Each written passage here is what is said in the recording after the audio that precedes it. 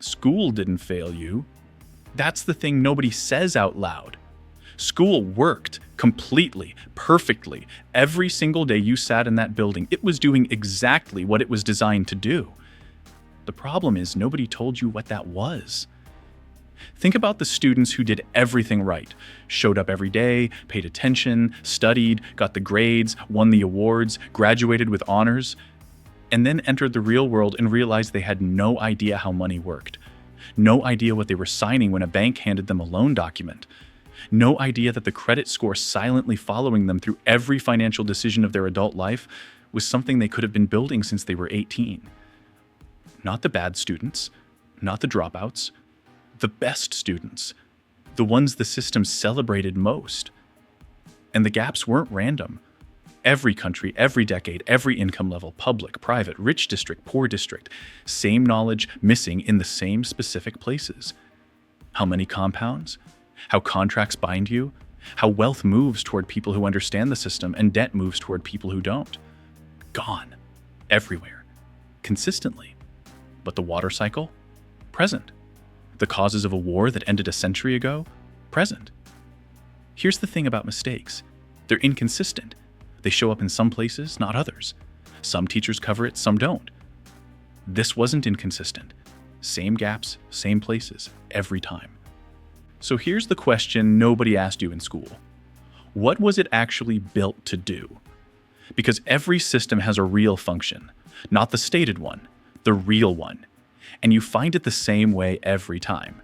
Ignore what the system claims to produce and look at what it actually produces. Consistently, across 150 years, across dozens of countries, people who show up on time, follow instructions without asking why, wait for evaluation, accept the score, go home, come back tomorrow. That's not education.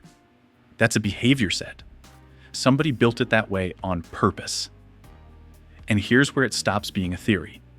John D. Rockefeller funds the reshaping of American public education through his General Education Board. His advisor writes the mission statement and publishes it. Doesn't hide it, doesn't bury it, publishes it.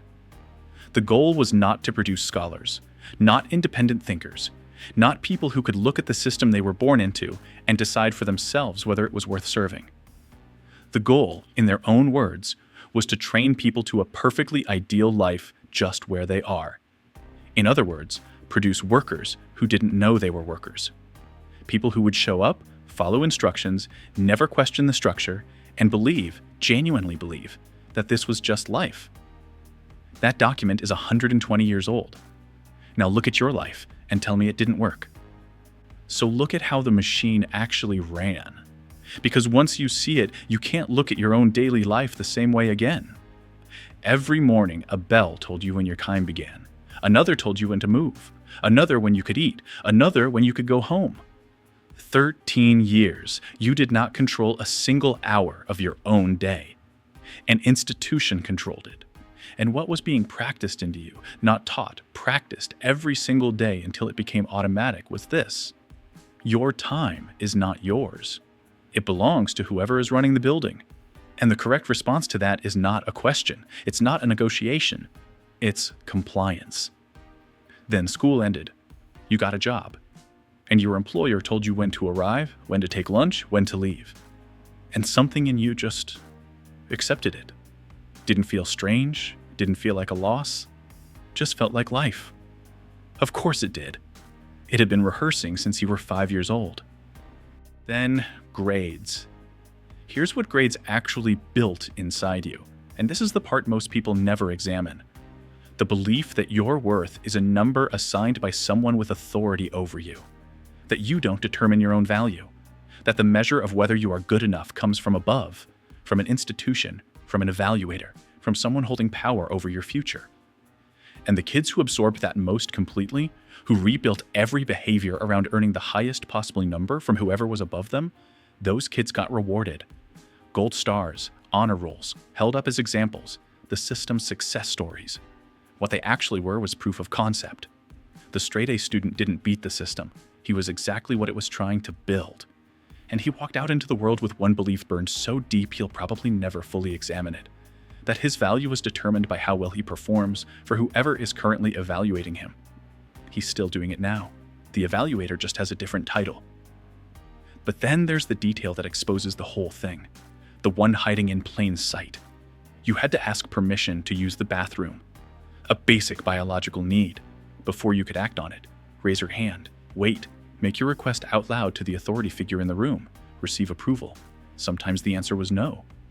Think about what's being taught in that moment. Not mathematics, not history. You are being taught that your own body requires external permission before you act on it, that even the most instinctive, undeniable human need has to be approved by the institution before it's allowed. 5 years old, learning that. And at some point, you stopped feeling how wrong it was, stopped noticing the hand you raised, stopped registering the weight. It just became the texture of daily life. That's not a small thing. That's the conditioning finishing. Now here's where it actually matters, and this is the part they really couldn't afford to teach you. They didn't teach you how money works, not the basics, not how interest compounds against you every single month, not what you're actually agreeing to when you sign a loan, not how the people who understand the mechanics of money end up on a completely different side of the system than the people who don't. And it wasn't just one country. It wasn't a resources problem. It was everywhere. And a person who doesn't understand money has only one move available: work. Not as a choice, as the only visible door. Can't see their own leverage, can't read what they're signing, don't understand how the interest on their debt is quietly, mathematically, every single month moving money away from them and towards someone who understood the system they were never taught.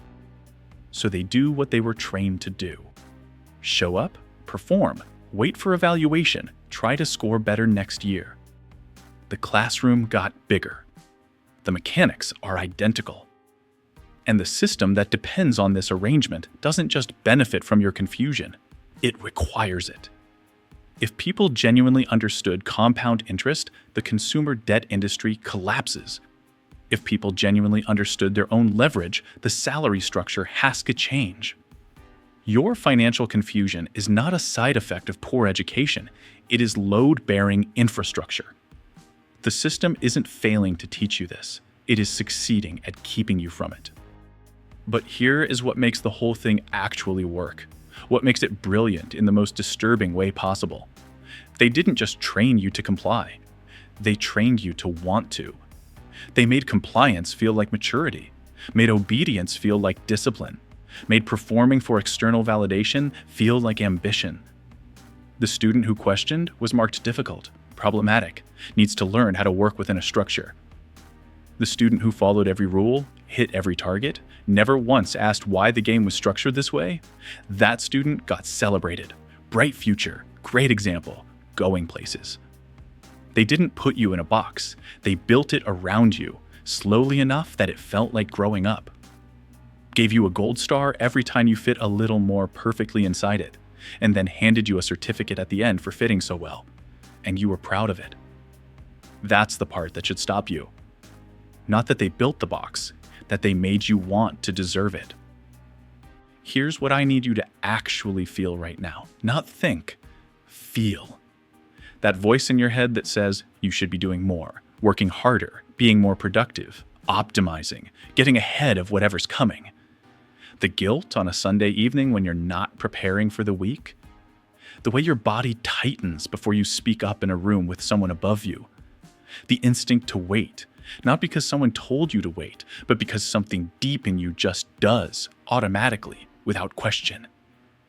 That is not your personality. That is not who you are.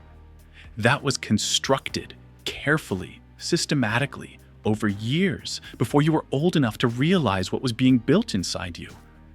And the reason it feels so natural, so much like just how things are, is because they finished before you were old enough to refuse. You are not looking back at a system you escaped. You are still inside it, right now. The bells just sound different now. You didn't get an education. You got processed, fitted, standardized, released into a system that was already waiting, built to extract maximum output from someone who would spend their whole life believing the problem was with themselves. The system isn't broken. It works. You were just never supposed to understand what it was working toward. They didn't train you to be just a worker. They trained you to want to be a great one. They made you chase the gold star your whole life and then called it ambition. The worst part isn't what they built. The worst part is how long it took you to notice. And the part that should keep you up at night is wondering what else you haven't noticed yet.